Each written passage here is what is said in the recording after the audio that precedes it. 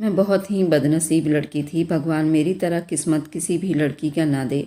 मैं बहुत खूबसूरत लड़की थी और मैं अपने हर काम को बहुत अच्छी तरह से करती थी। मेरी उम्र 18 साल की हो गई थी।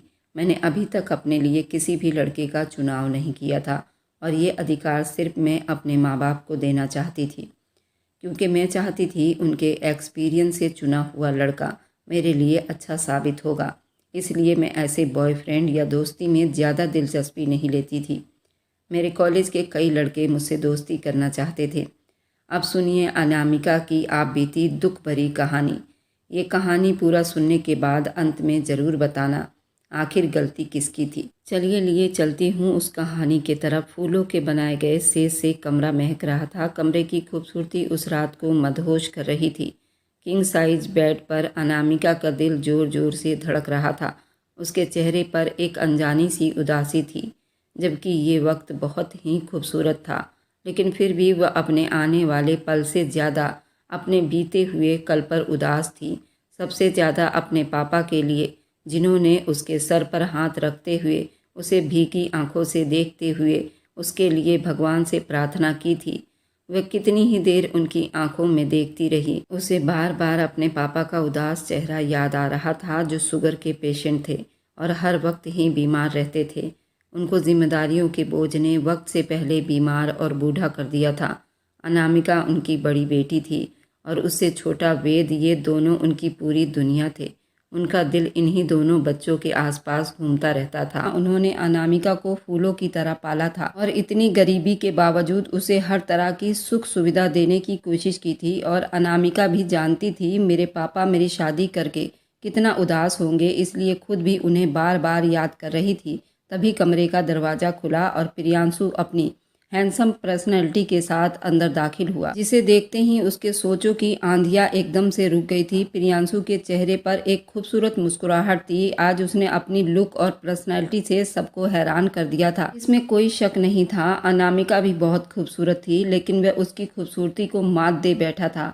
जरूर ये उसके लिए और उसके पापा के लिए एक खूबसूरत भेंट था। उसने बस थोड़ा सा पलके उठाकर उसे देखा और फिर अपनी नज़रों को झुका लिया। उसके चेहरे पर कई खूबसूरत रंग आकर बिखर गए। अनामिका भी दुल्हन के लहंगे में उस वक्त इतनी खूबसूरत लग रही थी कि कोई भी उसे देखता तो देखता रह जाता। और बस यही हाल सामने बैठे हुए उस दूल्हे का भी था, जो उसे प्यार भरी नज़रों से देख रहा था। क्या बात है, आज तुम्हारे चेहरे पर उदासी है? जबकि आज की रात उदासी का नामो निशान भी हमारे बीच नहीं होना चाहिए, वह अपने प्यार भरे शब्दों में बोला। तो अनामिका ने पलके उठाकर उसे देखा। उसके यूं देखते ही वो बिल्कुल घायल हो गया था। ऐसी बात नहीं है, बस मुझे पापा की याद आ रही है। उसने उसे तसल्ली देनी चाहिए तो वह एक बार फिर उसके करीब होते हुए बोला, मेरा ख्याल कि तुम्हें आज की रात अपने बीमार बाप को याद नहीं करना चाहिए, और वैसे भी अब तुम्हें उनकी बीमारी की वजह से परेशान होने की ज़रूरत नहीं है। अनामिका ने पलके उठाकर हैरानी से सामने बैठे हुए दूल्हे को देखा। तभी वह अनामिका का हाथ पकड़ते हुए अपने करीब ले गया। इस अंगूठी को देख रही हो ना, इसमें हीरा जड़ा हुआ है, और अगर तुम सिर्फ ये अंगूठी भी बेच दो तो अपने बाप का इलाज एक महंगे हॉस्पिटल में करवा सकती हो। अनामिका की आंखों में हैरानी उतरती जा रही थी। तभी वह उसे देखते हुए खड़ा हुआ और कमरे में घूमते हुए एक बार फिर उसकी आंखों में देखकर अपनी बातों का जहर घोलने लगा। तुम जैसी लड़कियां सिर्फ पैसों के लिए ही एक इंसान पर मरती हैं, और मेरा ख्याल है कि अब तुम्हें इतनी दौलत मिल चुकी है कि तुम और तुम्हारा बाप सारी जिंदगी ऐशो आराम से गुजारा कर सको। क्या ऐसा नहीं है? अनामिका ने हैरानी से उसे देखा। आज उनके बीच एक खूबसूरत रात की शुरुआत थी और वह आदमी उसको जली कटी बातें सुनाकर उसे दर्द दे रहा था। न जाने क्यों उसे अपनी दौलत के तराजू में परख रहा था। ये आप कैसी बातें कर रहे हैं? मैं समझी नहीं। उसकी बातों से अनामिका का दिल जोर जोर से धड़क रहा था और उसके चेहरे की उदासी बिल्कुल साफ दिखाई दे रही थी। क्यों, तुम समझ क्यों नहीं पा रही? आखिर ठीक ही तो कह रहा हूँ, इसमें गलत क्या है? तुमने ये शादी पैसों के खातिर ही तो की है। आप मान और सम्मान से मेरे घर रिश्ता लेकर गए और मैंने अपने माँ बाप की मर्जी से ये रिश्ता स्वीकार किया है, तो इसमें पैसों की बात कहाँ से आ गई? अनामिका अपना लहंगा संभाल कर बेड से उतरकर उसके पास आई। तब वह एक बार फिर गुस्से से उसके तरफ देखते हुए गुर्राया, तुम्हें याद है आज से करीब 8 साल पहले स्कूल के सामने एक लड़के ने तुम्हें फूल देने की कोशिश की थी और तुम उस दुबले पतले लड़के पर हंसते हुए उन लोगों के सामने जलील कर रही थी और एकदम से ही 8 साल पहले का धुंधला सा मंजर अनामिका के आंखों के सामने लहराने लगा।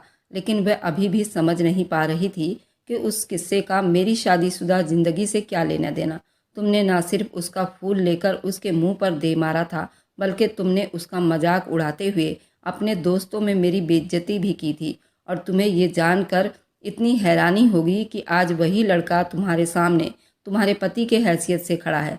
वह हंसते हुए उसे आईना दिखा रहा था और अनामिका बस उसे दुख से देखती रह गई। आप इतनी छोटी सी बात को अभी तक अपने सीने से लगाकर जी रहे हो और आज उसका बदला चुका रहे हो। आप ऐसा कैसे कर सकते हैं, जबकि आप अच्छी तरह जानते हैं कि मैं उस दिन सिर्फ अपनी इज्जत के खातिर उस लड़के को जली कटी सुनाकर वापस भेज दिया था, क्योंकि मेरा बाप शरीफ और इज्जतदार है। लेकिन मैं ये नहीं जानती थी कि उसकी सज़ा मुझे आप जैसे आदमी के हाथों भुगतनी पड़ेगी। अनामिका की बात सुनकर प्रियांशु के चेहरे पर एक टेढ़ी मुस्कुराहट बिखर गई। बिल्कुल तुम सही कहती हो कि आज तुम वही बदला चुकाने के लिए मेरे पास मौजूद हो, अपनी मर्जी से, और तुम्हारे इज्जतदार बाप ने ही तुम्हें मेरी बाहों में आने के लिए भेज दिया है। उसके चुभते हुए शब्द उसकी बातों से ज्यादा खतरनाक था। अनामिका ने अपने आगे बढ़ते हुए कदमों को रोका। उसने अपनी जिंदगी का गलत फैसला कर लिया था और अब सारी जिंदगी कांटों पर गुजरने वाली थी। सच कहते हैं लोग, इंसान बुरा नहीं होता और ना ही उसकी गरीबी बुरी होती है, बल्कि उसके सोच और जमीर बुरे होते हैं। वह दुख से बोली और इससे पहले कि वह अपनी बात पूरी करती, प्रियांशु का जोरदार थप्पड़ उसके मुंह पर लगते ही उसके सर पर सातों आसमान गिर गया था। खबरदार, अगर तुमने अपनी जुबान से एक शब्द भी निकाला तो तुम अच्छी तरह जानती हो प्रियांशु को किसी की बात सुनने की आदत नहीं, और आज वह वाला प्रियांशु नहीं हूँ। अनामिका उसे हैरानी से देख रही थी। उसकी आंखों में टप टप आंसू गिरने लगे थे। उसका चेहरा पूरा लाल हो चुका था। उसे तो आज तक उसके बाप ने भी यूं थप्पड़ नहीं मारा था और वह आदमी एक पल में ही उसे सिर्फ 2 कौड़ी का करके रख चुका था। इससे पहले कि वह और ज़्यादा कुछ समझ पाती, प्रियांशु ने जल्दी से उसके सर से दुपट्टे को अलग किया था। न जाने उसे कितने पिन चुभे थे। दुपट्टे के साथ उसके कई बाल दुपट्टे के साथ ही निकल गए थे। प्रियांशु उसकी ज्वेलरी को उतार कर फेंक रहा था। अनामिका के अंदर जैसे कोई जान ही बाकी ना हो। अब वह आदमी उसकी इज्जत के साथ खेलना चाहता था और वह ये सब तमाशे की तरह देख रही थी। उसकी आंखों से गिरते हुए आंसू पर भी सामने खड़े आदमी को तरस खाने पर मजबूर नहीं कर रहे थे, बल्कि वह उस पर हावी होने के लिए अपनी सारी ताकत जमा कर रहा था। अनामिका लगातार उससे दूर होने की कोशिश कर रही थी, लेकिन अनामिका नाकाम रही। आज अगर तुमने किसी भी तरह की रोक टोक की कोशिश की तो मुझसे बुरा कोई नहीं होगा।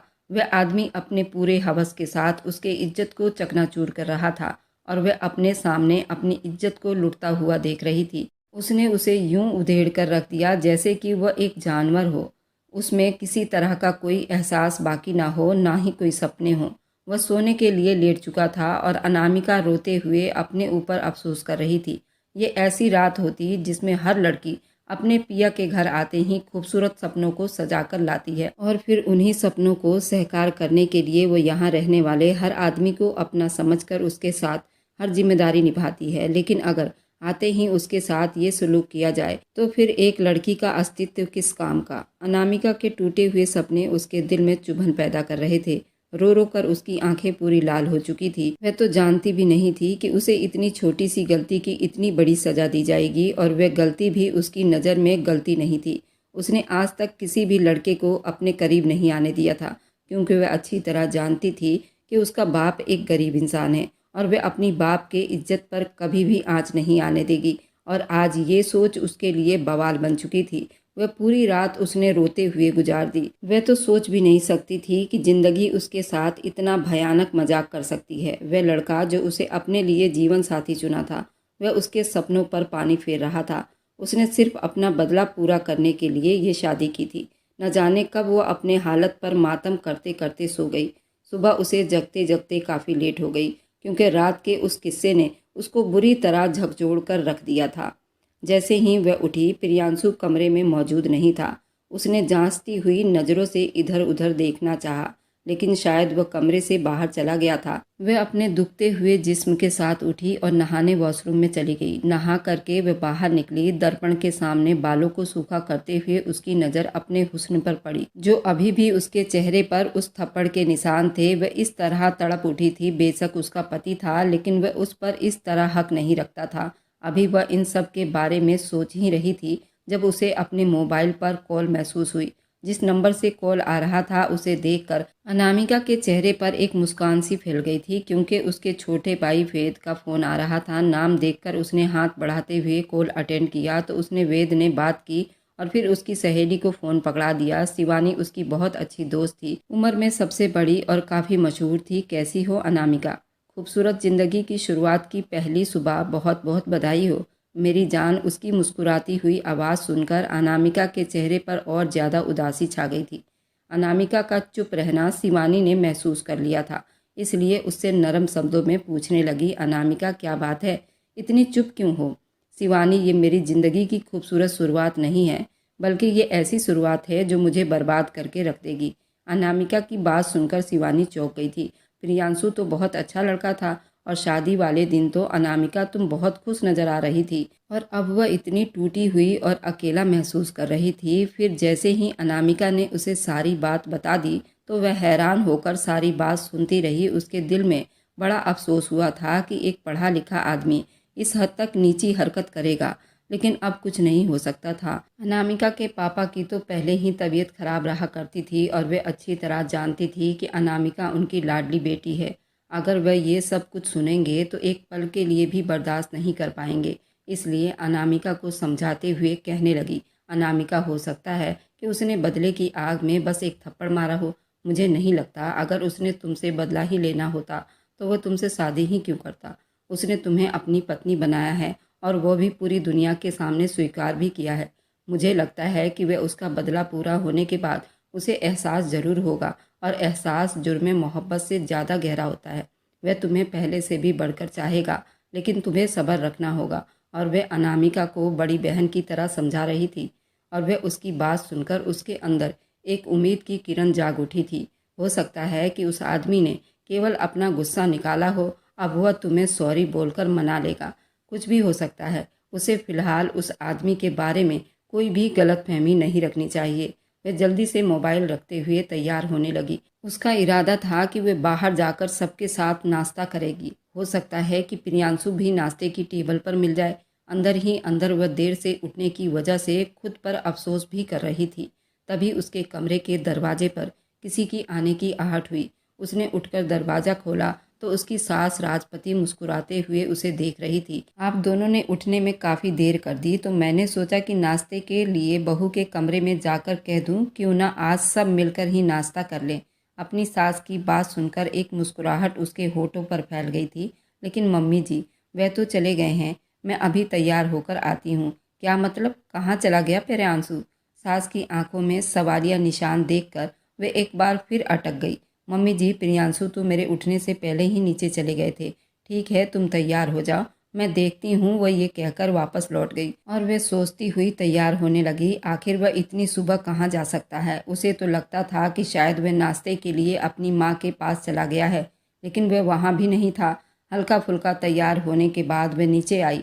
उसकी सास नाश्ते की टेबल पर उसका इंतज़ार कर रही थी, लेकिन उसकी बेकरार नज़रें दरवाजे पर टिकी हुई थी। थोड़ी देर के बाद नौकरानी डाइनिंग टेबल के पास आई और धीरे से बोली, मेम साहब, प्रियांशु साहब घर पर मौजूद नहीं, और चौकीदार बता रहा है वह तो सुबह सुबह ही गाड़ी लेकर घर से निकल गए हैं। राजपति हैरान नज़रों से अनामिका को देखने लगी। उसका अपना दिल भी कांप रहा था। उसने तो ऐसा कुछ भी नहीं कहा था। फिर वह आदमी कैसे अचानक घर से चला गया, और वह भी बिना किसी को कुछ बताए? ऐसा कैसे हो सकता है? अनामिका, प्रियांशु तुम्हें बिना बताए घर से चला गया, जबकि तुमने सिर्फ उसके साथ एक रात ही गुजारी है। आज तक ऐसा नहीं हुआ कि मेरा बेटा मुझसे मिले बगैर चला गया हो। आखिर तुम दोनों के बीच ऐसी कौन सी बात हुई है? उनकी बात सुनकर अनामिका ने अचानक ही ना में सिर हिलाना शुरू कर दिए। नहीं नहीं मम्मी जी, मैं तो उनके बारे में कुछ भी नहीं जानती। रात तक वो बिल्कुल ठीक थे।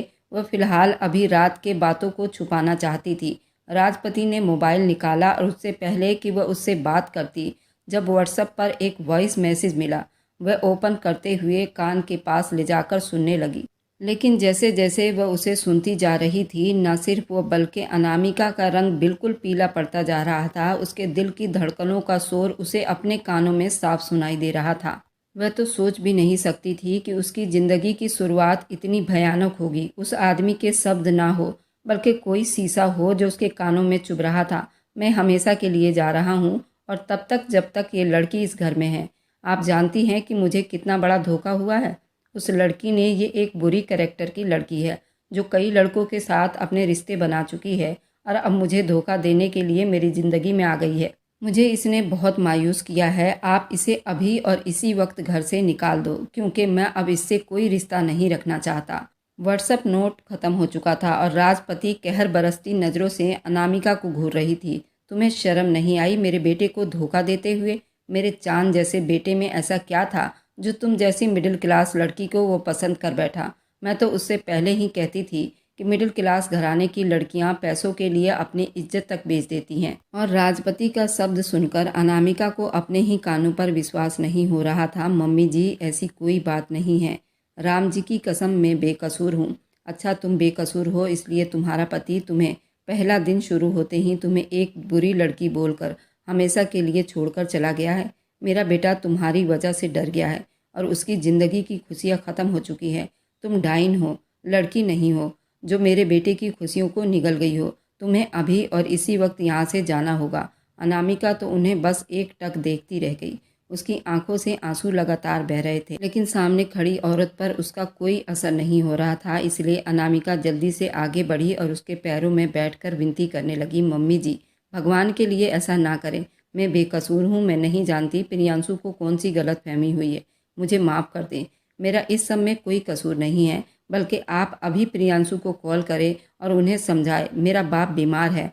राजपति ने उसके अपने पाँव की ठोकर मारते हुए खुद से दूर धकेल दिया। अपने गंदे और नाजायज़ सोच को लेकर हमेशा के लिए यहाँ से चली जाओ। तुम मेरे बेटे की ज़िंदगी में एक बदनाम दाग हो जो उसे हर घड़ी अपनी खुशियों को निगलता हुआ महसूस करेगा। तुम जानती भी हो कि उसकी रेपुटेशन क्या है।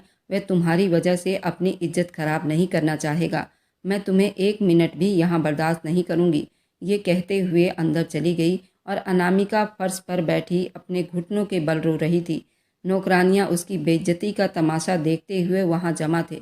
वह तो सोच भी नहीं सकती थी कि उसकी ज़िंदगी में एक मामूली सा किस्सा इतना बड़ा हादसा बनकर लौट आएगा। क्या एक लड़की के लिए इतना ही मुश्किल होता है कि एक लड़के को अपनी इज्जत के खातिर धुतकार देना ताकि उसके बाप की इज्जत कायम रहे, और फिर वह लड़का उस लड़की की पूरी ज़िंदगी को बर्बाद कर दे? वह मुर्दा कदमों से उठी और कमरे में चली गई। कमरे की एक एक चीज़ जैसे उस पर हंस रही थी। उसे तो अपनी किस्मत मजाक बनती हुई नजर आ रही थी। उस वक्त वह इतनी परेशान थी कि उसका दिल चाह रहा था कि काश ज़मीन फटे और बस वह उसी में समा जाए। उसके बाप का बीमार चेहरा उसकी आंखों के सामने लहरा रहा था। वह अच्छी तरह जानती थी अगर वह घर वापस आ जाएगी तो उसका बाप टूट जाएगा। अनामिका के तरफ से अभी तो उनको सुकून मिला था, उनकी बेटी एक अच्छे घर में चली गई है, लेकिन वह ये नहीं जानते थे कि मुसीबत का पहाड़ उनके सर पर टूटने वाला है। उसने मुर्दा हाथों से अपनी पैकिंग की और बैग को उठाकर एक उम्मीद भरी नज़र उस कमरे पर डाली जिसमें वो बस एक रात रुकने के लिए आई थी, और फिर धीरे धीरे कदमों से चलते हुए बाहर निकल आई।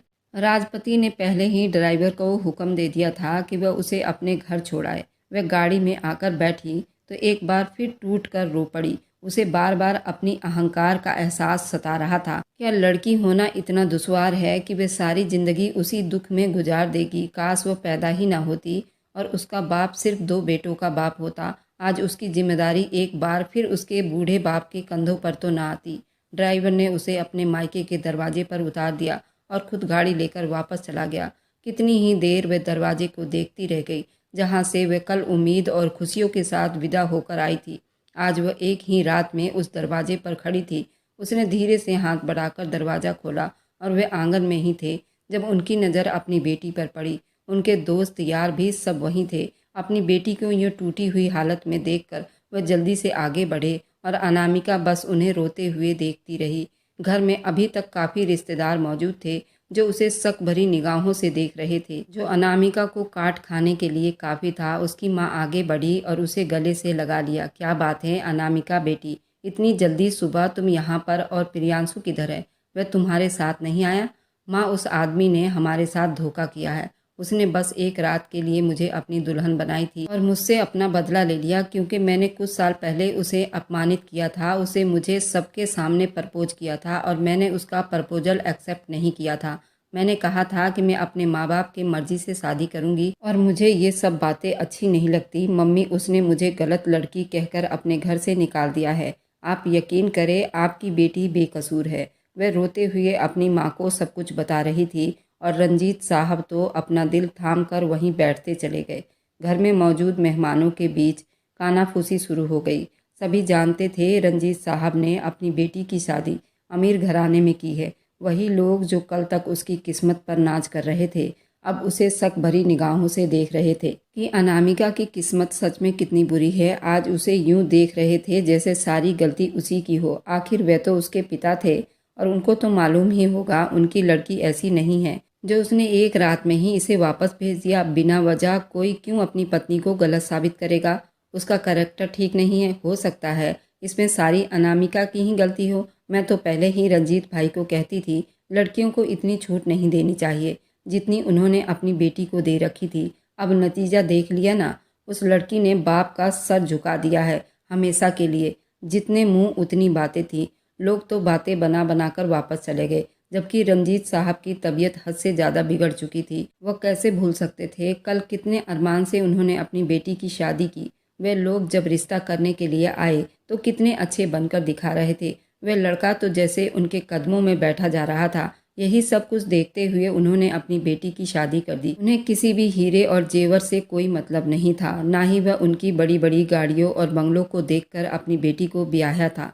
उन्होंने तो सिर्फ अपनी बेटी की खुशियाँ देखी थी और भगवान को शायद मेरी खुशियाँ ही अच्छी नहीं लगी। उन्होंने आज तक किसी की बेटी के लिए कोई अपशब्द नहीं निकाले थे। फिर उनकी बेटी के साथ ये सब क्यों हुआ था? उन्हीं सोचों की वजह से उन्हें दिल का अटैक हुआ था और उन्हें हॉस्पिटल ले जाया गया, जिससे उनकी तबीयत काफ़ी हद तक ठीक हो चुकी थी। लेकिन वे अब चल फिर नहीं सकते थे। अनामिका का तो रो रो कर बुरा हाल हो रहा था। वह तो सोच भी नहीं सकती थी कि उसकी ज़िंदगी यूं तबाह होकर रह जाएगी। शिवानी उससे मिलने के लिए आई तो उसके गले लगकर रो पड़ी। शिवानी ने अपनी सहेली को तसल्ली और दिलासे दिए। सिर्फ वही तो एक लड़की थी जो उसके दिल के दर्द को समझती थी। उसका भाई अभी बहुत छोटा था, इतना बड़ा नहीं हुआ था कि घर की समस्याओं को समझता। प्रियांशु ने तो उसकी ज़िंदगी को एक ही दिन में बर्बाद कर दिया। ऐसे बदले की आग में मोहब्बत करने वाले और शादियां करने वाले इंसान क्या जाने कि एक बेटी एक बाप के लिए क्या हैसियत रखती है। कभी उसके किरदार पर उंगली उठाकर उसे गलत ठहराया जाता है, तो कभी उस लड़की होने की सज़ा दी जाती है, कभी अपना गुलाम बना दिया जाता है। कितनी ही लड़कियों के चेहरे पर तेजाब गिराकर उनकी खूबसूरती को हमेशा के लिए नोच डाला जाता है। कितनी ही लड़कियां लड़कों के हैवानियत और दरिंदगी का निशाना बन चुकी हैं। दुनिया कब इस बात को स्वीकार करेगी? औरत बिना कुछ भी नहीं है। वह उस वक्त फ्लैट में अपने दोस्तों के साथ मौजूद था जब उसे राजपति की कॉल आई। उसने उस लड़की को पलटकर देखने की भी हिम्मत नहीं की थी। उसे भी तो अच्छी तरह पता होना चाहिए था आखिर प्रियांशु क्या चीज़ है। वह आज तक वह दिन नहीं भूला था जब उस लड़की ने उसका प्रपोजल एक्सेप्ट नहीं किया था। वह अच्छी तरह जानता था क्या वो सारी ज़िंदगी अपने बाप के चौखट पर बैठी रहेगी और मर्द की मोहब्बत को तरसेगी। लेकिन अंदर ही अंदर उसे ये बात भी खाई जा रही थी कि उस लड़की ने उसे कितनी विनती की थी। वह तो कब से इंतज़ार में बैठा था कि उसकी कॉल आएगी और वह कब कॉल पर बिलख बिलख कर उससे माफ़ी मांगेगी, अपनी इज्जत की भीख मांगेगी और कहेगी, मुझे अपने घर में नौकरानी की हैसियत से जगह दे दो। लेकिन वह उसका घर छोड़कर चुप से निकल गई थी। प्रियांशु एक दिन और यहाँ रुकने वाला था। अगले दिन उसकी सुबह की फ़्लाइट थी। वह हमेशा के लिए दुबई जा रहा था। बेटा, तुम्हें ऐसे नहीं जाना चाहिए था। कम से कम तुम मुझसे तो मिलकर जाते। वह लड़की तुम्हारा तो सपना थी। तुमने उसे खुद चुना था। तुम्हें पता है कि पहले ही इन मिडिल क्लास लोगों से कितनी दूर रहना चाहती थी। राजपति को अपने बेटे से अभी भी शिकायत थी कि उसके बेटे ने उसकी मर्जी की लड़की से शादी नहीं की थी, यानी उसके लिए किसी भी लड़की की ज़िंदगी की कोई अहमियत नहीं थी। माँ, अब उस लड़की को हमेशा के लिए मैं अपनी ज़िंदगी से निकाल चुका हूँ। भले ही मैंने उसे डिवोर्स नहीं दी, लेकिन वह भी उसे जल्दी भिजवा दूंगा। अच्छा होगा कि अब हम इस बारे में कोई बात ना करें। कुछ देर वह अपनी माँ से बात करता रहा और फिर कॉल काट दी। उसके पास बैठा हुआ उसका दोस्त अकरम उसकी बात पर ध्यान दिया था। ये तुम क्या कह रहे थे आंटी से? तुमने अपनी पत्नी को छोड़ दिया? उसके शब्दों में हैरानी बसी हुई थी। हाँ, वो मेरी बस एक रात के लिए पत्नी थी। उसके घमंड से भरे हुए शब्द पर अकरम ने हैरानी से उसे देखा। क्या मतलब, एक रात की पत्नी? तुम्हें मेरे बारे में सोचने की ज़्यादा ज़रूरत नहीं, ये मेरी समस्या है, मैं खुद समझ लूँगा। मैंने बस अपना बदला पूरा करने के लिए उस लड़की से शादी की थी, अब उसे अपने बाप के घर भिजवा दिए हैं। और उसकी बात सुनकर अकरम को हैरानी और दुख ने घेर लिया था, लेकिन अच्छी तरह जानता था कि उसकी बातों का असर उस आदमी पर कम ही होता है। उस लड़की की ज़िंदगी बर्बाद हो चुकी थी, अब दुबई जाकर उसे हमेशा के लिए भुला देना चाहता था। अगर तुमने भाभी को छोड़ ही दिया है तो फिर उन्हें डिवोर्स दे दो, वे अपनी ज़िंदगी को नए तरीके से शुरू कर लें। वह उसे अभी भी अपनी राय दे रहा था और उसकी बात सुनकर प्रियांशु ने सर झटकते हुए उसकी बात काट दी। मुझे जो भी करना हुआ मैं कर लूँगा, फ़िलहाल तुम्हें उसकी साइड लेने की ज़रूरत नहीं है। और उसकी बात सुनकर अकरम कुछ शर्मिंदा हो गया। ये सच था कि वह अपने निजी ज़िंदगी में अपने दोस्तों को घुसने नहीं देता था, लेकिन वह अच्छी तरह जानता था कि वह आदमी गलती कर रहा है और इस गलती की सज़ा उसे बहुत भारी पड़ेगी। दूसरे दिन ही वह अपने घर में राजपति को मिलने के लिए आया, अपना सामान ले गया। उसी वक्त फ्लाइट से वह वापस हमेशा के लिए दुबई चला गया। अब न जाने कितने सालों के बाद उसकी वापसी होती, कोई भी नहीं जानता था। ये सब कुछ उसकी अपनी मर्जी पर डिपेंड करता था। मगर दूसरी तरफ अनामिका अभी भी दिल में ये उम्मीद लिए बैठी थी कि हो सकता है वह आदमी वापस लौट आए, लेकिन अब वह अपने आगे की ज़िंदगी उसके साथ एक मजबूरी के तहत बिताएगी, क्योंकि अब अपने दिल में कभी उसके लिए वह इज्जत और मोहब्बत महसूस नहीं कर सकती। जो इज्जत और मोहब्बत उसे देनी चाहिए थी, वह उसका पति था, उसका जीवन साथी था। आज उसकी इज्जत को दो कौड़ी का करके रख चुका था। आज इस किस्से को करीब 1 महीना हो गया था और अनामिका को कुछ भी नहीं सूझ रहा था। वह दिन ब दिन नाउम्मीद होती जा रही थी। उसकी गिरती हुई हालत को देखकर उसकी माँ उसे देख देख कर तड़प रही थी। सिर्फ कुछ ही दिनों में उनकी फूल सी बेटी मुरझाकर रह गई थी। उनका पति बिस्तर पर पड़ा था और उनके घर में अजीब सी उदासी का माहौल छाया हुआ था। हो सकता है उसका पति उसे डिवोर्स दे दे और उसके ऊपर डाइवोर्स का ठप्पा लग जाए और फिर कोई भी उसे स्वीकार ना करे। उन्हें ये डर अंदर ही अंदर खाए जा रहा था। न जाने जिंदगी उनसे कौन से इम्तिहान ले रही थी। अनामिका की हालत दिन ब दिन बिगड़ती जा रही थी। वह सूख कर बिल्कुल काटा हो चुकी थी। हर दिन उसे बुखार हो जाता, खाना पीना भी उसने छोड़ दिया था और आज 2 महीने होने को आया था और उसे यूं महसूस होता था जैसे अभी कल की बात हो और कल ही वह उजड़ कर उस चौखट पर आई हो। उसने तो हंसना मुस्कुराना बिल्कुल छोड़ दिया था। उस दिन उसकी माँ ने शिवानी को बुलावा भेजा था ताकि शिवानी उसे डॉक्टर के पास लेकर जाए। वह अच्छी तरह जानती थी वह उसे नहीं मना पाएगी। वह एक बार डॉक्टर को मिले, क्योंकि हर दिन के बुखार ने उसे कमज़ोर से कमज़ोर बना दिया था। उस दिन शिवानी आई तो वह अपने कमरे में चुप बैठी हुई थी। शिवानी उसके पास जाकर बैठ गई। कब तक खोखले रिश्तों का शोक मनाती रहोगी अनामिका? अब छोड़ दो इस सब को, उन सोचों से खुद को बाहर निकालो। वह तुम्हारी ज़िंदगी में एक बुरा सपना था जो अब बीत गया। अब उसके बारे में जितना सोचोगी उतना ही डरती रहोगी। वह उसे समझा रही थी और बस वह चुप से शिवानी को देख रही थी। उसकी आंखों का दुख शिवानी को अंदर ही अंदर काट रहा था। वह हर वक्त हंसने मुस्कुराने वाली लड़की कैसे एकदम से चुप सी हो गई थी। मैं खोखले रिश्तों का दुख नहीं मना रही शिवानी, खुद पर ढाए हुए जुल्म का शोक मना रही हूँ। दुनिया ने मुझे डरा कर रख दिया है। मुझे नहीं लगता है कि अब खुशियाँ मेरे दर का ठिकाना ढूंढते हुए मुझ तक आएंगी। उसकी आंखों से आंसू गिरकर बेमोल हो गया। तुम एक पढ़ी लिखी लड़की होकर कैसे मूर्खों वाली बातें कर रही हो? खुद को संभालो, उठो और उस आदमी को एक बार फिर अपने हिम्मत और दिमाग की ताकत से हराओ। मैंने पता करवाया है, वह हमेशा के लिए दुबई चला गया है। न जाने अब वह कब लौटेगा, लेकिन तुम्हें खुद को मजबूत बनाना होगा। उसको एक बुरा सपना समझकर भूल जाओ। ज़िंदगी सिर्फ एक डाल पर कभी नहीं रुकती। ज़िंदगी को खुद साथ लेकर चलना पड़ता है और मुझे उम्मीद है अगर तुम्हारी नीयत ठीक है तो खुशियाँ तुम्हारा इंतज़ार कर रही होगी। ज़रूर वह तुम तक आएगी। अभी उठो और जल्दी से तैयार हो जाओ, मैं तुम्हें डॉक्टर के पास लेकर जा रही हूँ। शिवानी जानती थी वे कभी भी उसके साथ डॉक्टर के पास जाने के लिए राजी नहीं होगी, इसलिए उसे ज़बरदस्ती उठाकर तैयार करने लगी और फिर उसे लेकर डॉक्टर के पास चली गई। डॉक्टर ने उसका पूरा चेकअप किया। शिवानी बस चुप से डॉक्टर का चेहरा देख रही थी। डॉक्टर ने बताया ये काफ़ी टेंशन में है और इनको काफ़ी वीकनेस भी है। आप इनका बहुत ख्याल रखिए, बल्कि इनको किसी ऐसे माहौल में ले जाएं जहां इनका माइंड फ्रेश रहे, क्योंकि अब इनके साथ एक और ज़िंदगी जुड़ी हुई है और इनके लिए बहुत ज़रूरी है कि ये खुद को परफेक्ट बनाएं और अपनी सेहत के लिए सोचे। डॉक्टर के शब्द सुनकर वह हैरानी से डॉक्टर की तरफ देख रही थी, यानी अभी एक और तबाही उसके इंतज़ार में थी। उसने अपने पेट पर हाथ रखकर उस आदमी ने न सिर्फ उसे बर्बाद कर दिया था, बल्कि एक जान को उसके साथ और जोड़कर उसे भी बर्बादी के कतार में लाकर खड़ा कर दिया था। वह तो सोच भी नहीं सकती थी मुकद्दर उसे यूं भी इम्तिहान ले सकती है।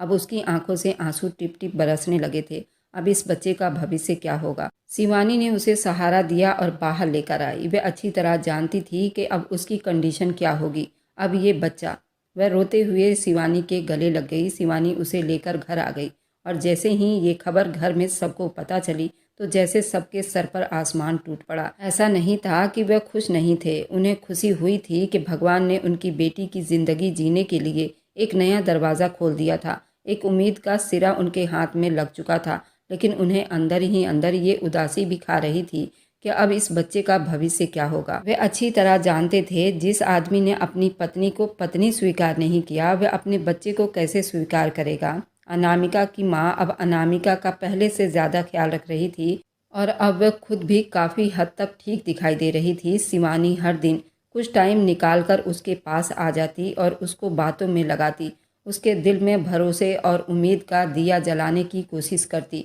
इसी तरह शिवानी उसे बाहर लेकर आई। पार्क में घूमते हुए यूं ही शिवानी को ख्याल आया। उसने उससे पूछ लिया, क्या तुमने दोबारा प्रियांशु से बात करने की कोशिश नहीं की, या उसने तुमसे बात करने की कोशिश नहीं की? हो सकता है कि तुम उसे इस बच्चे की खबर दो तो उसका दिल पसीज जाए। उसने चुप नज़रों से शिवानी को देखा। वह अब कैसे बताती कि वह आदमी तो हमेशा के लिए उसे जान छुड़वा कर चला गया था और अगर वह मर भी जाए तो उसकी खबर लेने नहीं आएगा। तुम्हारी सास का रवैया तो काफ़ी अच्छा मालूम पड़ रहा था। अगर तुम कहो तो हम ये खबर उसे सुना देते हैं। हो सकता है कि वह अपने इकलौते बेटे की औलाद के बारे में सुनकर उसे सही रास्ते पर ले आए और तुम्हारी ज़िंदगी संवर जाए। अनामिका, मैं जानती हूँ कि तुम अब उस घर में दोबारा नहीं जाना चाहोगी, लेकिन अपना सही इस बच्चे का ही ख्याल कर लो। शिवानी, मैं उस घर से पहले ही बदनामी और जिल्लत के सिवा कुछ भी नहीं लेकर आई और मैं दोबारा उस घर में नहीं जाना चाहती। मैं अच्छी तरह जानती हूँ कि वह माँ बेटा दोनों एक जैसे ही हैं। वो मेरी बात पर कभी भी यकीन नहीं करेंगे। वह हद से ज़्यादा मायूस हो चुकी थी। उस दिन उसे राजपति को अच्छी तरह से पहचान लिया था। उसे जरा बराबर उम्मीद नहीं थी कि राजपति इस बच्चे के लिए उसे स्वीकार करेगी, चाहे इस बच्चे को उस परिवार का नाम देगी। अगर तुम्हारी राय हो तो मैं एक बार खुद से वहां जाकर राजपति से बात करूं। शिवानी को मना नहीं कर पाई। अनामिका अच्छी तरह से जानती थी कि वे लोग कभी भी मेरे बारे में कुछ भी अच्छा नहीं बोलेंगे, लेकिन वे चाहती थी कि शिवानी एक बार खुद को आजमा ले, क्योंकि अगर उनका दिल इस बच्चे को स्वीकार कर ले, हो सकता है उसके बच्चे को बाप का सहारा मिल जाए और उसे अपने पति का साथ। शिवानी सच में उसके ससुराल पहुंच गई। राजपति उसे हैरान नज़रों से देख रही थी। राजपति ने कहा, अब तुम लोगों का क्या खो गया है जो इस घर में लेने के लिए आए हो? राजपति के कट्टरपंथ शब्दों से अब वह अच्छी तरह समझ चुकी थी। वह किसी समझदार औरत से बात नहीं कर रही। मैं अच्छी तरह जानती हूँ इस घर में ऐसा कुछ भी नहीं है जिसे लिया जा सके, बल्कि मैं तो आपको कुछ देने की गर्ज से एक बार फिर आपके दरवाजे पर आई हूँ। आपकी बहू माँ बनने वाली है और हो सकता है कि आपको उसका नाम ना सही उसके होने वाले बच्चे का ही ख्याल हो जाए कि वह आपके बेटे का खून है। खबरदार, अगर तुम लोगों ने इस बच्चे को मेरे बेटे का नाम दिया तो सबसे पहले तो ये ढूंढो कि उस लड़की ने किसके साथ अपना मुंह काला करने के बाद इस बच्चे को अपने पेट में जगह दी है। अगर तुम लोग अब मेरे बेटे का नाम दोगे तो मैं ये कभी नहीं होने दूंगी। इससे पहले कि वह और ज़्यादा जहरीले शब्दों से उस पर वार करती, शिवानी वहाँ से वापस आ गई। अनामिका ठीक कहती थी, वह लोग बिल्कुल इंसानियत को भूल चुके हैं। भगवान ने उनसे इंसानियत छीन ली है और उन्हें कुछ पैसे पकड़ा दिए और उसी के सहारे वह इस ज़माने का हिस्सा थे। उसे अभी तक समझ नहीं आ रही थी कि कोई इतना खुदगर्ज कैसे हो सकते हैं। शाम को जब वह अनामिका से मिली तो उसके चेहरे पर फैली हुई उदासी देखते ही वह अंदाज़ा लगा चुकी थी कि उन लोगों ने क्या जवाब दिया होगा। इसलिए उसने दोबारा पूछना गंवारा नहीं किया। राजपति ने उस रात अपने बेटे से बात की। वह उसे बताना चाहती थी वह लड़की किस तरह के पैतरे आजमा रही है। उन दोनों के बीच अनामिका को लेकर ऐसी कोई बातचीत नहीं होती थी। लेकिन फिर भी वह चाहती थी कि उसका बेटा एक बार फिर उसका शिकार न हो जाए, इसलिए वह उसे पहले ही अलर्ट कर देना चाहती थी। प्रियांशु ने अपनी माँ से पूछा कि अब दोबारा ऐसा क्या हुआ है? आप ऐसा क्यों कह रही हैं माँ? प्रियांशु ने इतने दिनों के बाद उसका नाम सुना था। उस लड़की की कोई सहेली आई थी, उसका नाम शिवानी था। वो मेरे पास आई थी मुझे ये बताने कि वो माँ बनने वाली है। और मैं तुम्हें ये बता दूँ कि मैंने उस लड़की को साफ खड़े खड़े मना कर दिया और कहा है कि उस कैरेक्टरलेस लड़की से इसी तरह की उम्मीद की जा सकती थी। पता नहीं उसने अपना मुंह किसके साथ काला किया है और अब इस बच्चे का नाम तुम्हारे सर दे रही है। इसलिए तुम्हें पहले ही सावधानी बरतनी चाहिए। प्रियांशु को एकदम से ही हैरानियों ने घेर लिया था। ये आप क्या कह रही हैं माँ? वह माँ बनने वाली है? न जाने क्यों उसका दिल आज पहली बार धड़का था। हाँ बेटा, माँ बनने वाली है। तुम ठीक कहते थे। इस तरह की कैरेक्टरलेस लड़कियों को हजारों लड़के मिल जाते हैं जिनके साथ वे अपना मुँह काला कर लेती हैं। उस रात तुमने अच्छा किया उसे घर से निकाल दिया। अब कम से कम उस बच्चे को तुम्हारे साथ तो नहीं जोड़ सकती। लेकिन प्रियांशु उनकी कोई बात नहीं सुन रहा था। उसकी सुई तो वहीं अटक चुकी थी। वह माँ बनने वाली है। वह अच्छी तरह जानता था कि ये बच्चा उसका अपना है, क्योंकि उस रात ही उसे मालूम हो गया कि वह कितनी पवित्र और सच्ची लड़की है। और वह ये सोच भी नहीं सकता था कि उसका किसी और के साथ भी कोई संबंध हो सकता है। न जाने क्यों उसका दिल जोर जोर से धड़क रहा था। क्या हुआ प्रियांशु, तुम चुप क्यों हो गए हो? प्रियांशु ने बिना कोई बात किए फ़ोन काट दिया। उसे अजीब से उलझन ने घेर लिया था। उसे दुबई आए हुए 3 महीने बीत चुके थे और उनकी शादी को 3 महीने हो चुके थे। अब उस बच्चे का अबॉर्शन भी नहीं करवा सकती। उसे इस बच्चे को जन्म देना ही होगा। फिर उसका बच्चा दर दर की ठोकरें खाएगा। एकदम से ही उसे अपना दर्द याद आने लगा। वह भी तो बिल्कुल ऐसा ही था। बिना बाप के उसने कितनी ठोकर खाई थी और किस किस के ताने सुने थे, और उसकी औलाद भी ये सब कुछ बर्दाश्त करेगी। उसका सांस सीने में अटकने लगा था। उसने अपने टाई की गांठ को ढीला किया और खिड़की में आकर खड़ा हो गया। माँ के मुंह से निकले हुए शब्द पर गौर कर रहा था। बार बार उसके दिमाग में वही बात आ रहे थे और किसी हथौड़े की तरह उसके दिल पर वार कर रहे थे। कैरेक्टरलेस लड़कियों से कुछ भी उम्मीद की जा सकती है ना? न जाने कितनों के साथ उसने मुंह काला करके उस औलाद को जन्म देकर तुम्हारा नाम जोड़ रही है। अब जो भी था, वह उस बच्चे के लिए सब कुछ लुटाने के लिए तैयार था। वह उस बच्चे को खोना नहीं चाहता था और ये फैसला उसने एक पल में ही कर लिया। उसी शाम उसने कॉल की और अपनी माँ को ये कह दिया कि वह 2-3 महीने के अंदर अंदर वापस आ रहा है। उस वक्त उसे वहाँ पर इतनी ज़रूरी काम थे। वह चाह कर भी 3-4 महीने से पहले नहीं आ सकता था और बच्चे की पैदाइश तो 5 महीने के बाद होनी थी। वह चाहता था कि वह खुद अपने बच्चे की पैदाइश के वक्त उसके पास हो। अनामिका से वह बच्चा वापस ले जाए। उसने अनामिका से बात करने की कोशिश की थी, लेकिन उसका नंबर शायद बदल चुका था, इसलिए वह उससे बात नहीं कर पाया। अनामिका ने अब अपनी ज़िंदगी को ठीक तरीके से चलाने के लिए जॉब करनी शुरू कर दी थी, लेकिन नौकरी के टाइम टेबल के हिसाब से उसे ज़रा भी आराम करने का मौका नहीं मिल रहा था। अपना चेकअप भी वो लापरवाही से करवा रही थी, इसलिए उसकी प्रेगनेंसी में काफ़ी समस्याएं आ रही थी। उसके अंदर खून की कमी हो गई थी। ये तो सिर्फ एक औरत ही जानती है कि इस कंडीशन में कितनी समस्याओं का सामना करना पड़ता है। तब जाकर वह अपने बच्चे को इस दुनिया में लाती है, लेकिन इस दर्द ने उसे बेहद कठोर बना दिया था। अब वह कमज़ोर लड़की नहीं थी, बल्कि एक मजबूत माँ थी जो हर तरह की मुश्किलों का सामना कर सकती थी। अनामिका का अब 7वां महीना चल रहा था और उस दिन वह ऑफिस में थी।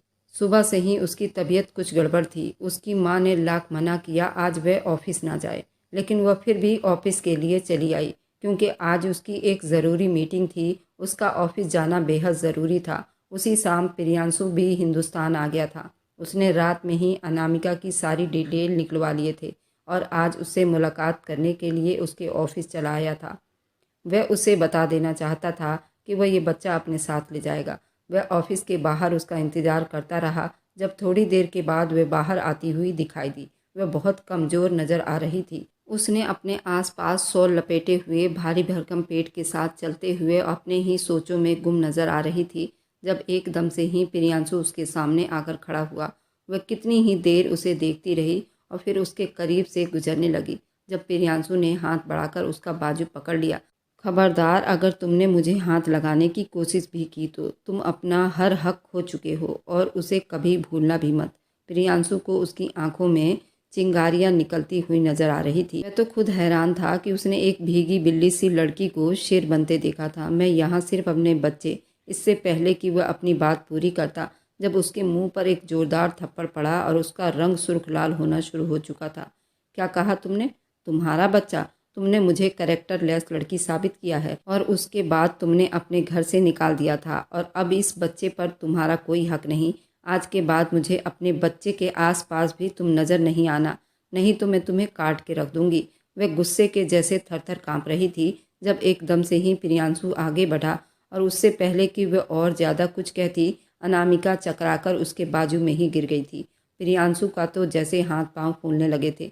उसने उसे बाजू से उठाया और लाकर गाड़ी में डाल दिया। उसने अपनी गाड़ी हॉस्पिटल के रास्तों में डाल दिया था। न जाने क्यों उसका दिल इतनी जोर से धड़क रहा था। धड़कते हुए दिल से उसने अपना कांपता हुआ हाथ अनामिका के पेट पर रखा था तो उसकी धड़कनें और बढ़ चुकी थी। जिंदगी में पहली बार किसी को खो देने का एहसास उस पर बुरी तरह से सवार था। अस्पताल में दाखिल होते ही उसने डॉक्टर को चिल्लाकर बुलाना शुरू कर दिया। मुझे अभी और इसी वक्त अपनी पत्नी ठीक चाहिए। वह गुस्से से बिल्कुल पागलों की तरह दहाड़ रहा था, जबकि डॉक्टर उसे कूल रखने की कोशिश कर रहे थे। थोड़ी देर के बाद डॉक्टर ने अनामिका का चेकअप किया। डॉक्टर ने बाहर आकर खबर दी, आपकी पत्नी काफ़ी कमज़ोर और टेंशन में है। उसके बच्चे को खतरा है, इसलिए उनका अभी ऑपरेशन करना पड़ेगा। और ये बात सुनते ही उसके हाथ पांव फूल गए थे। अनामिका के पर्स में मौजूद मोबाइल कब से बज बज कर चुप हो चुका था। जरूर उसके घर वाले परेशान थे। प्रियांशु ने कुछ सोचते हुए कॉल अटेंड की जब अनामिका की माँ की बेताबी सी आवाज़ उसके कानों से टकराई। अनामिका मेरी बच्ची, तुम कहाँ हो और तुम कॉल क्यों नहीं उठा रही थी? तुम जानती भी हो कि मैं कितनी परेशान हूँ। अनामिका हॉस्पिटल में है, उसकी अचानक तबीयत बिगड़ गई थी तो मैं उसे अस्पताल लेकर आया हूँ। और ये बात सुनकर अनामिका की माँ के हाथ पांव फूल गए थे। वह उसी वक्त अस्पताल के लिए निकल पड़ी। शिवानी उनके साथ ही थी और यहाँ आकर प्रियांशु को देखकर उन्हें एक और झटका सा लगा था, लेकिन वह अभी किसी तरह का कोई लड़ाई झगड़ा नहीं चाहती थी। उन्हें अपनी बेटी की तबीयत की फिक्र थी। अनामिका का ऑपरेशन हो रहा था। शिवानी और शिवानी की माँ बहुत परेशान थे। वह दोनों रोते हुए भगवान से प्रार्थना कर रहे थे, भगवान अनामिका को और उसके आने वाले बच्चे की ज़िंदगी को लंबी कर दे। उसने आज तक जो देखा था उसकी ज़िंदगी के लिए वह सब कुछ काफ़ी था। अब उसको किसी भी मुश्किल में न डालो। भगवान तुम मेरी बच्ची और नवासे का रक्षा करना। कॉरिडोर में बेताबी से टहलता हुआ प्रियांशु अपने बच्चे के लिए बेहद फिक्र में था। न जाने क्यों उसका दिल अनामिका के लिए भी कट रहा था और आज पहली बार उसे एहसास हुआ था वह तो उस लड़की को कभी भी खुद से दूर नहीं कर पाया। वह तो बस अपना बदला चाहता था, जिसकी आग में उसने सब कुछ जलाकर राख कर दिया था। तभी उसे डॉक्टर अंदर से बाहर आती हुई दिखाई दी थी। आपके पेशेंट के लिए ब्लड की ज़रूरत है। आप लोग क्या कर रहे हैं मेरी पत्नी के साथ? और मेरा बच्चा कहाँ है? देखिए, अगर उन दोनों में से किसी को कुछ भी हुआ तो मैं आपका पूरा अस्पताल बंद करवा दूंगा। जब डॉक्टर ने उसे सख्ती से घूरते हुए उसका असली चेहरा दिखाया, क्या आपका नाम यहाँ पर दर्ज है? पूरे 7 महीने तो वह अकेली अस्पताल आती रही और जब उसकी कंडीशन ख़राब है तो बकवास कर रहे हो। अब आपकी पत्नी मुश्किलों से गुजर रही है, उल्टा हम डॉक्टर पर ही इल्ज़ाम लगा रहे हो। हमारी ड्यूटी है और हमें अपना काम करने दो। अगर आप लोगों को इतनी ही फिक्र होती है तो उसे पहले यहाँ ले आते। आप जानते हैं कि दिमागी तनाव और कमजोरी की वजह से आपकी पत्नी का ये हाल है। और वे वहीं पर खड़ा रह गया। अनामिका की माँ तेजी से आगे बढ़ी और उसे झकझोरते हुए बोली, अगर मेरी बेटी को कुछ भी हुआ तो मैं तुम्हें जिंदा नहीं छोड़ूंगी, इतना याद रखना तुम। वह तो खुद पागलों की तरह उस वक्त तड़प रहा था। राजपति उसे बार बार कॉल करते हुए परेशान कर रखा था। वह सुबह से घर से निकला और उसका कोई अता पता नहीं था। उसने कॉल उठाई, माँ मैं अनामिका को अस्पताल लेकर आया हूँ, भगवान से प्रार्थना करें मेरा बच्चा ठीक हो। ये तुम कैसी बातें कर रहे हो? तुम्हारा बच्चा? राजपति के तो सर पर लगी और तलवा पर बुझी। हाँ माँ, वो मेरा बच्चा है, मेरा अपना बच्चा, और मैं किसी भी हाल में खोना नहीं चाहता। उनका बेटा रो रहा था और शायद जिंदगी में उन्होंने पहली बार अपने बेटे को इस तरह टूटा हुआ देखा था। उन्हें अब एहसास हुआ था कि उन्होंने अपनी ज़िंदगी में जल्दबाजी करने के बाद कितनी बड़ी गलती की। काश वह उस हकीकत को जानती और अपने बेटे को समझा लेती तो आज वह यूं टूट कर बिखर न जाता। अनामिका ने एक बेटी को जन्म दिया, लेकिन 7 महीने का बच्चा काफ़ी कमज़ोर था, इसलिए उसे कुछ दिनों के लिए अस्पताल में ही रुकना पड़ा। डॉक्टर ने सख्ती से मना कर दिया, कोई भी टेंशन वाली बात उनके सामने नहीं दोहराई जाए, और इसी वजह से प्रियांशु उससे बिना मिले ही वापस चला आया। वह नहीं चाहता था कि अनामिका को एक बार फिर नुकसान पहुँचे।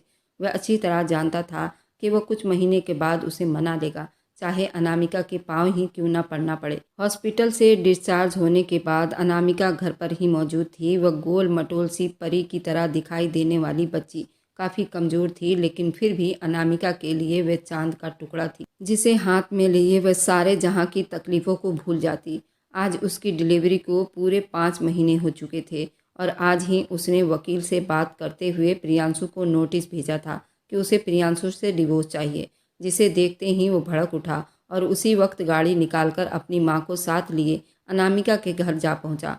अनामिका उसके आने के बारे में सुनते ही उससे मिलने से मना कर दिया था। जब वो रोते हुए अनामिका के माँ के पैरों में बैठकर, सिर्फ एक बार उससे मिलने दो, उसे कहिए कि मेरी बात सुन ले।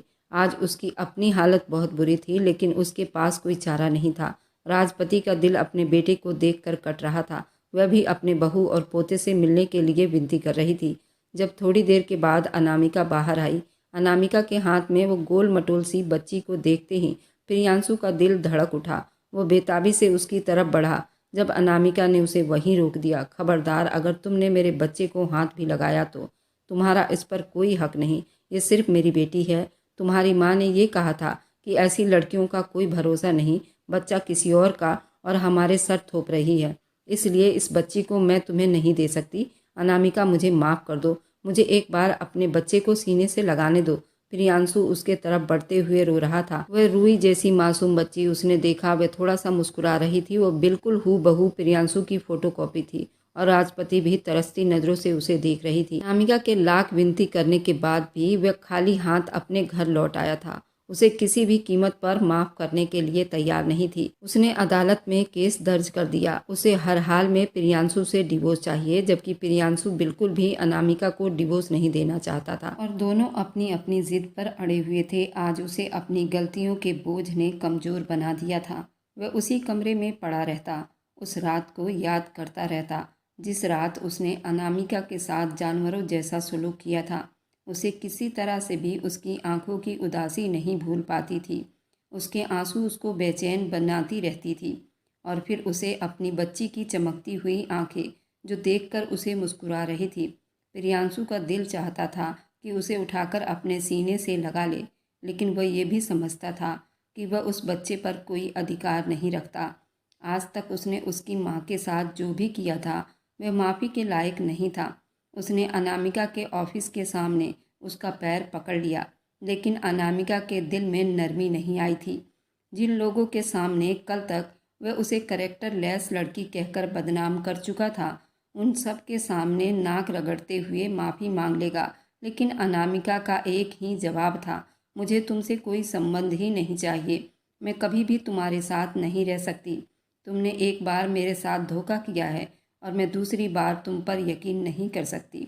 उस दिन भी अदालत में उसकी तारीख थी जब जज ने उसे आखिरी बार पूछा, क्या आप सच में अपने पति से डिवोर्स चाहती हैं? तो वो बिल्कुल मजबूत शब्दों में बोली, जी सर, मैं बिल्कुल उस आदमी से डिवोर्स चाहती हूँ। मैं उनके साथ एक पल भी नहीं रह सकती। ये वो इंसान है जिसने मुझे सारे ज़माने के सामने रुसवा कर दिया है। वह अपने आंखों में आंसू लिए उसे देख रहा था। आज वह खुद उस कचहरी में खड़ा था जहाँ पर कल तक उसने उस लड़की को खड़ा किया था। आज उसकी आखिरी उम्मीद थी। वह अपनी उम्मीद को हरगिज़ भी टूटता हुआ नहीं देखना चाहता था। उसने भरी अदालत के सामने अनामिका से माफ़ी मांग ली, लेकिन अनामिका ने मुंह फेर लिया और फिर मजबूरन उसे अनामिका को तलाक देना पड़ा और केस यहीं पर ख़त्म हुआ। अनामिका अपने बच्ची को लिए अपने घर चली गई। वह प्रियांशु की शक्ल भी नहीं देखना चाहती थी। प्रियांशु भी रोता हुआ अपनी माँ के साथ अपने घर चला आया। उसे आज बहुत पछतावा हो रहा था।